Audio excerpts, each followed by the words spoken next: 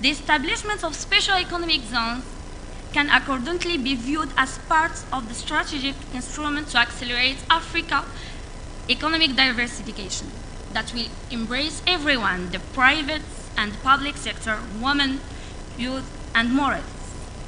Dr. António, thank you again for being here with us today. And my first question for you regarding the Luanda-Bingo Special Economic Zones that recently launched the Guichet de Apoio de Investidor. Okay, so it's a one-stop shop that aims to simplify the process for investors. Thank you for this beautiful setup, the organization, and it's again a pleasure for us to be again in Ghana. I was here 2 months ago with my president, and it's of course, it's almost feeling like being at home, and thank you again.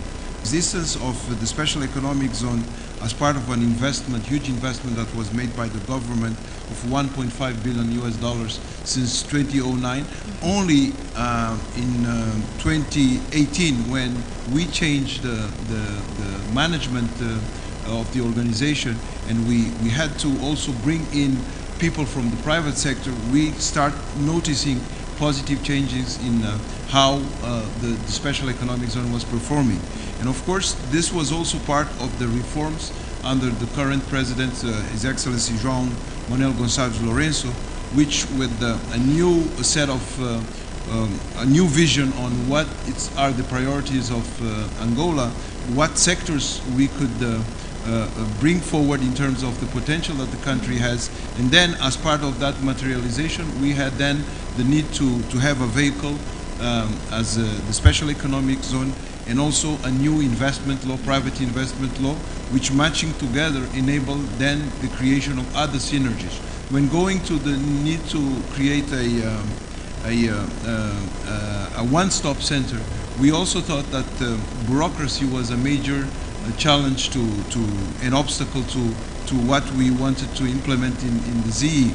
And we then decided, since we had a building which was not been useful at that time, we decided to bring in all key stakeholders that play important role in the public administration, in conceiving, in giving licenses and providing other public services that lasted for too long. Of course, with COVID also brought us into a new situation where we managed to bring in ICT solutions. With those ICT solutions, and the streamline of procedures, we also saw that it's possible to shorten and to track down all different steps that are required for implementation of the kind of services that we wanted. And that has, on a very short period of time, shown positive results. Of course, on one side, we need to streamline, we need to bring together everyone on board, but on the second side, we had to communicate that. I think that is also very key to communicate and to be able to share with the general public what has been done, because there are always those that don't believe that it's possible, there are always those that challenge the results, and of course, the best thing is to prove that you are doing by doing it, okay? So it's possible also to replicate, because we did not invented the wheel, okay? We had to just to see who's performing well, what kind of setups they have in place, and what we can do according to, of course, with our own reality, and copy and paste. Copy and paste in the sense that we will adapt and see how, according to Angolans' reality, because we are not very, that fluent in English. No, majority of Angolans speak Portuguese, so we had also to see how we could be bilingual. So, en fait, on a fait ça très facilement parce qu'on a aussi le voisin, la République démocratique du Congo, et c'est un marché de plus que 5 millions de consommateurs. Saying that it's possible today to go to Angola to see that Angolans both are fluent in English, are fluent in French, and we are much open to the world. We had also to deal with the perception. And perception is something that takes time to change. Even when perception is a bad thing in terms of experience, when you are willing to change it, you are willing to showcase that in fact the measures and the consistency of the measures are really there to stay, then you need to insist, you need to come to events like this one, you need to learn from others, you need to share your experience, and together we are going definitely be able to change Africa's reality in terms of globality, but also specific to the region and to the geostrategic location of Angola, to take advantage both for the local market, but also to promote a more integrated trade with the countries that are neighboring with us, like Zambia, like DRC, and all other countries that might look for some of the raw materials that Angola can provide.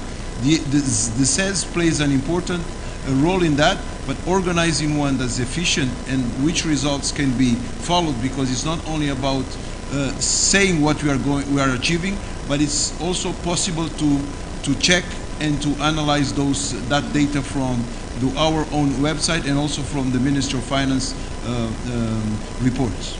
Excellent, excellent. It was quite insightful to hear your inputs about the latest achievements of Luanda Bingu Special Economic Zones. And my second question is that Angola is also embarking on the CFTA implementation. So how do you see the contribution of your economic zone along with the opportunities that you can capture out of the continental agreements?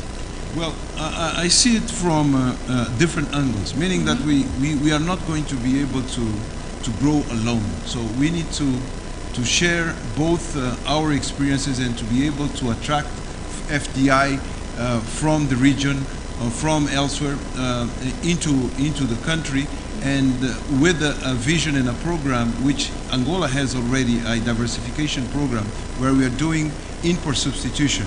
And this kind of program has enabled that the attention that we are giving to sectors like agriculture, it's already showing some results. We have, within the space of the Special Economic Zone, we already have some food processing units. We need to scale up because the potential is there, but when we look at the local needs, and considering that in 2019 we imported $3.5 billion in food, so that means that it's a huge space to fill, both with what Angola is able to produce, but also integrating goods that come from other countries. It can be processed in Angola and then export to Europe or to the US. As you see, landlocked countries like Zambia, like DRC, could operate out of Angola, out of the infrastructure that is existing, cutting costs and take advantage of the proximity to those markets that are across the ocean. Perfeito. Dr. António, obrigada, muito obrigada. Nada.